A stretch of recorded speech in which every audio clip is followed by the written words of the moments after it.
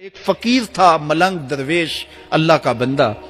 اس کی عادت یہ تھی کہ اپنے ڈیرے پہ آنے والوں کو کھلاتا، ان کو پلاتا، ان کی ضروریات کا خیال رکھتا، لیکن کو مالی آسودگیاں نہیں تھی.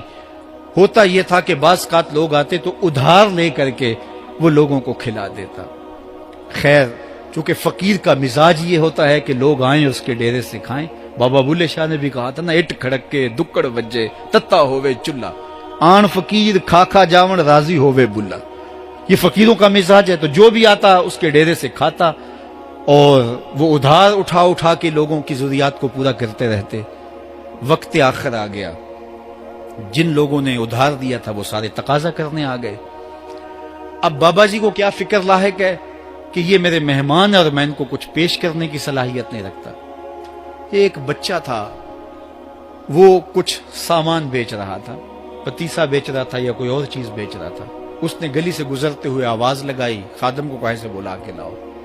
کہا تم بیچ رہے ہو تو میرے مہمانوں کو کھلا دو. بچہ بڑا خوش ہوا کہ میں سارا دن گلیوں میں گھوم کے یہ پتیسا بیچنا تھا، اب یہ ایک جگہ ہی سارا فروخت ہو گیا تو یہ تو موج لگ گئی، میں جلدی گھر چلا جاؤں گا، میری ماں خوش ہوگی. تو سارا ان مہمانوں کو کھلا دیا گیا. اور اس کے بعد کہا بابا جی پیسے؟ کہا تم بیٹھ جاؤ، جب ان کو ملیں گے تو تجھے بھی مل جائیں گے. وہ بیٹھ گیا، 2 4 10 منٹ بیٹھا تو بچہ تھا پھر کھڑا ہو گیا، بابا جی پیسے؟ کہا جب ان کو ملیں گے تو تجھے بھی مل جائیں گے. پھر آدھا گھنٹہ گزرا تو پھر اس نے کہا بابا جی پیسے؟ میری ماں میرا انتظار کر رہی ہے، ہمارے گھر کا چولہا اسی سے جلتا ہے، میں یہ پیسے لے کر جاؤں گا اور میری ماں کوئی ہنڈیا خریدے گی اور ہم شام کا گھر کا کوئی سلسلہ کریں گے. کہا بیٹا جب ان کو ملے گا تو تجھے بھی مل جائے گا. بچے نے رونا شروع کر دیا. یتیم بچہ تھا، اس کا سارا آسرا یہی تھا. اس نے رونا شروع کر دیا. جب بچہ رویا اللہ کی رحمت کو جوش آیا.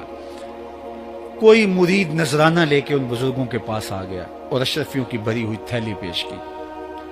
وہ اتنے پیسے تھے کہ اس بچے کو بھی دیے، جتنے لوگ آئے تھے سب کا قرض چکایا. کہا جاؤ گھروں کو. تو سب نے کہا بابا جی ہم صبح سے بیٹھے ہوئے تھے تو یہ نذرانہ دینے والا صبح سے نہیں آیا تو اب کیسے آ گیا؟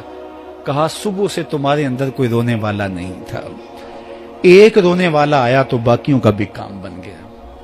بعض اوقات کسی ایک شخص کی وجہ سے باقیوں کی خطائیں بھی معاف ہوتی ہیں.